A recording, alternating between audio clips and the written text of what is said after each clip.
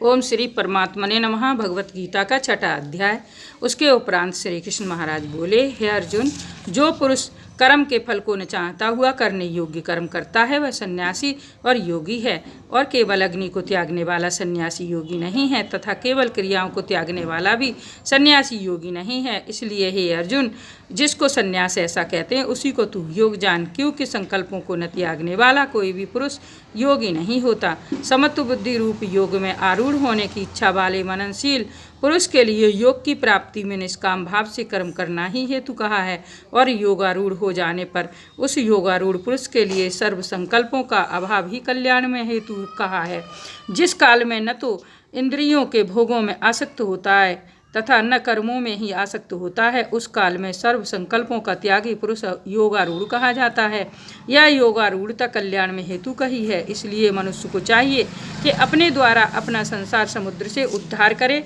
और अपने आत्मा को अधोगति में न पहुँचावे, क्योंकि यह जीवात्मा आप ही तो अपना मित्र है और आप ही अपना शत्रु है, अर्थात और कोई दूसरा शत्रु या मित्र नहीं है। उस जीवात्मा का तो वह आप ही मित्र है कि जिस जीवात्मा द्वारा मन और इंद्रियों सहित शरीर जीता हुआ है, और जिसके द्वारा मन और इंद्रियों सहित शरीर नहीं जीता गया है, उसका वह आप ही शत्रु के सदृश शत्रुता में बरतता है। हे अर्जुन, सर्दी गर्मी और सुख दुख आदिकों में तथा मान और अपमान में जिसके अंतःकरण की वृत्तियाँ अच्छी प्रकार शांत हैं, अर्थात विकार रहित हैं, ऐसे स्वाधीन आत्मा वाले पुरुष के ज्ञान में सच्चिदानंद घन परमात्मा सम्यक प्रकार से स्थित है, अर्थात उसके ज्ञान में परमात्मा के सिवा अन्य कुछ है ही नहीं। ज्ञान विज्ञान में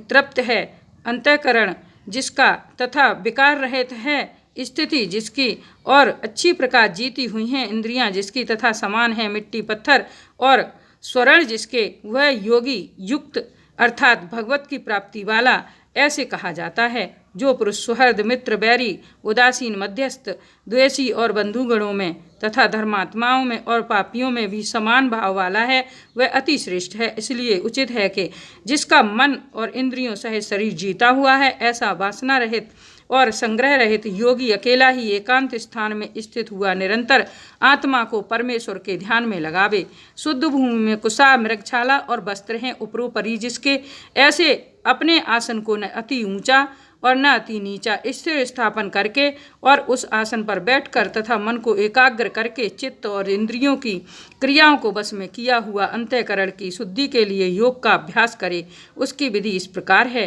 कि काया सिर और ग्रीवा को समान और अचल धारण किए हुए दृढ़ होकर अपनी नासिका के अग्रभाग को देखकर अन्य दिशाओं को न देखता हुआ और ब्रह्मचर्य के व्रत में स्थित रहता हुआ भय रहित तथा अच्छी प्रकार शांत अंतःकरण वाला और सावधान होकर मन को वश में करके मेरे में लगे हुए चित्त वाला और मेरे परायण हुआ स्थित होवे। इस प्रकार आत्मा को निरंतर परमेश्वर के स्वरूप में लगाता हुआ स्वाधीन मन वाला योगी मेरे में स्थिति रूप से परमानंद पराकाष्ठा वाली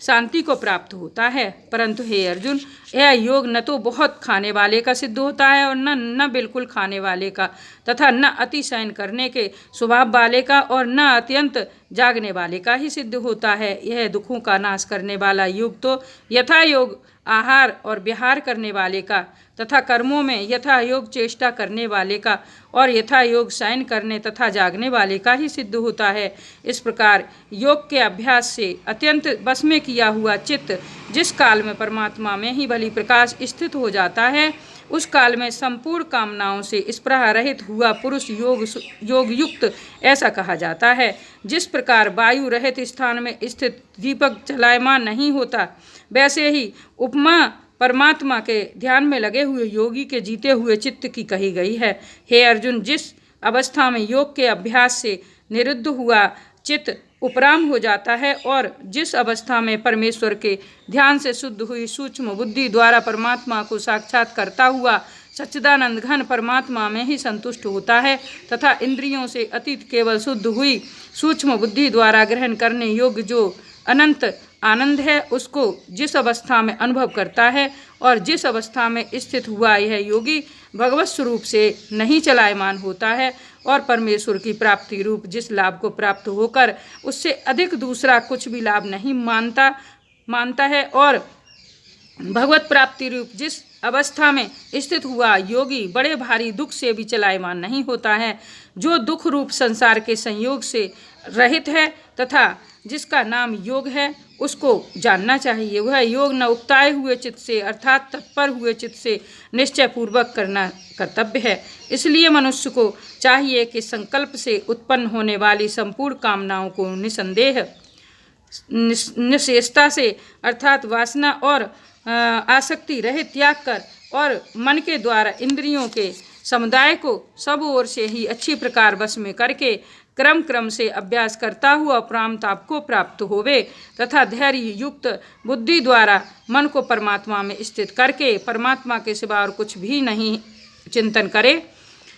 परंतु जिसका मन बस में नहीं हुआ हो, उसको चाहिए कि वह स्थिर न रहने वाला और चंचल मन जिस कारण से सांसारिक पदार्थों में विचरता है, उससे रोककर बारंबार परमात्मा में ही लगाए। क्योंकि जिसका मन अच्छी प्रकार शांत है और जो पाप से रहित है और जिसका रजोगुण शांत हो गया है, ऐसे इस सच्चिदानंद घन ब्रह्म के साथ एक ही भाव हुए योगी को अति उत्तम आनंद प्राप्त होता है। वह पाप रहित योगी इस प्रकार निरंतर आत्मा को परमात्मा में लगाता हुआ सुखपूर्वक पर ब्रह्म परमात्मा की प्राप्ति रूप अनंत आनंद को अनुभव करता है। हे अर्जुन, सर्वव्यापी अनंत चेतन में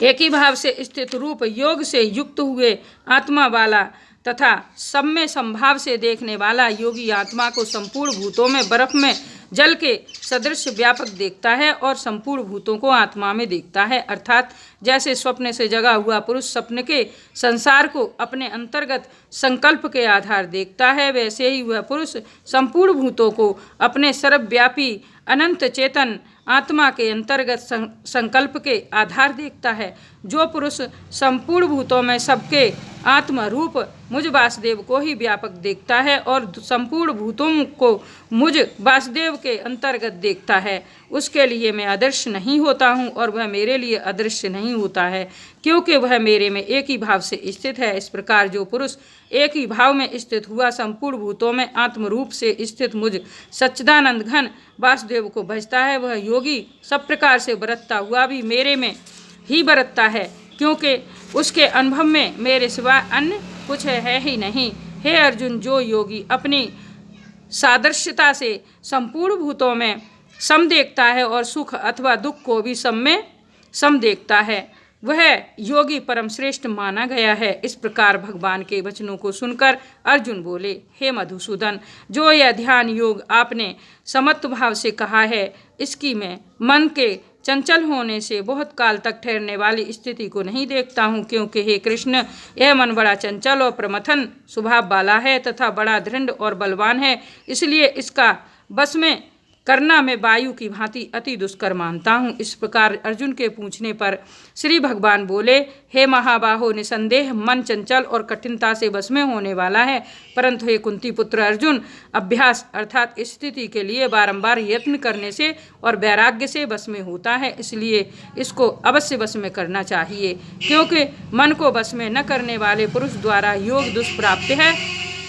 अर्थात प्राप्त होना कठिन है, और स्वाधीन मन वाले प्रयत्नशील पुरुष द्वारा साधन करने से प्राप्त होना सहज है, यह मेरा मत है। इस पर अर्जुन बोले, हे कृष्ण, योग से चलायमान हो गया है मन जिसका, ऐसा शिथिल यत्न वाला श्रद्धा युक्त पुरुष योग की सिद्धि को अर्थात भगवत साक्षात्कारता को न प्राप्त होकर किस गति को प्राप्त होता है। हे महाबाहो, क्या वह भगवत प्राप्ति के मार्ग में मोहित हुआ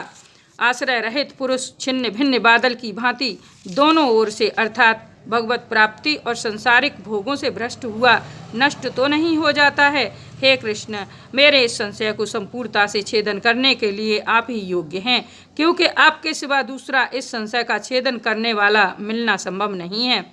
इस प्रकार अर्जुन के पूछने पर श्री भगवान बोले, हे पार्थ, उस पुरुष का न तो इस लोक में और न परलोक में ही नाश होता है, क्योंकि हे प्यारे, कोई भी शुभ कर्म करने वाला अर्थात भगवत अर्थ कर्म करने वाला दुर्गति को नहीं प्राप्त होता है, किंतु वह योग भ्रष्ट पुरुष पुण्यवानों के लोकों को अर्थात स्वर्ग आदि उत्तम लोकों को प्राप्त होकर उनमें बहुत वर्षों तक वास करके शुद्ध आचरण वाले श्रीमान पुरुषों के घर में जन्म लेता है, अथवा वैराग्यवान पुरुष उन लोकों में न जाकर ज्ञानवान योगियों के ही कुल में जन्म लेता है। परंतु इस प्रकार का जो यह जन्म है सो संसार में निसंदेह अति दुर्लभ है। वह पुरुष वहाँ उस पहले शरीर में साधन किए हुए बुद्धि के संयोग को अर्थात समत्व बुद्धि योग के संस्कारों को अनायासी प्राप्त हो जाता है और हे कुरुनंदन उसके प्रभाव से फिर अच्छी प्रकार भगवत प्राप्ति के निमित्त यत्न करता है। वह विषयों के वश में हुआ भी उस पहले के अभ्यास से ही निसंदेह भगवत की ओर आकर्षित किया जाता है तथा समत्व बुद्धि रूप योग का जिज्ञासु भी वेद में कहे हुए सकाम कर्मों के फल को उल्लंघन कर जाता है। जबकि इस प्रकार मंद प्रयत्न करने वाला योगी भी परम गति को प्राप्त हो जाता है। तब क्या कहना है कि अनेक जन्मों से अंतःकरण की शुद्धि रूप सिद्धि को प्राप्त हुआ और अति प्रयत्न से अभ्यास करने वाला योगी संपूर्ण पापों से अच्छी प्रकार शुद्ध होकर उस साधन के प्रभाव से परम गति को प्राप्त होता है अर्थात परमात्मा को प्राप्त होता है। क्योंकि योगी तपस्वियों से श्रेष्ठ है और शास्त्र के ज्ञान वालों से भी श्रेष्ठ माना गया है तथा सकाम कर्म करने वालों से भी योगी श्रेष्ठ है। इससे हे अर्जुन तू योगी हो। हे प्यारे संपूर्ण योगियों में भी जो श्रद्धावान योगी मेरे में लगे हुए अंतरात्मा से मेरे को निरंतर भजता है वह योगी मुझे परम श्रेष्ठ मान्य है। इति श्रीमद् भगवद गीता रूपी उपनिषद एवं ब्रह्म विद्या तथा योग शास्त्र विषयक श्री कृष्ण और अर्जुन के संवाद में आत्म संयम योग नामक छठा अध्याय। ओम नमो भगवते वासुदेवाय। ओम नमो भगवते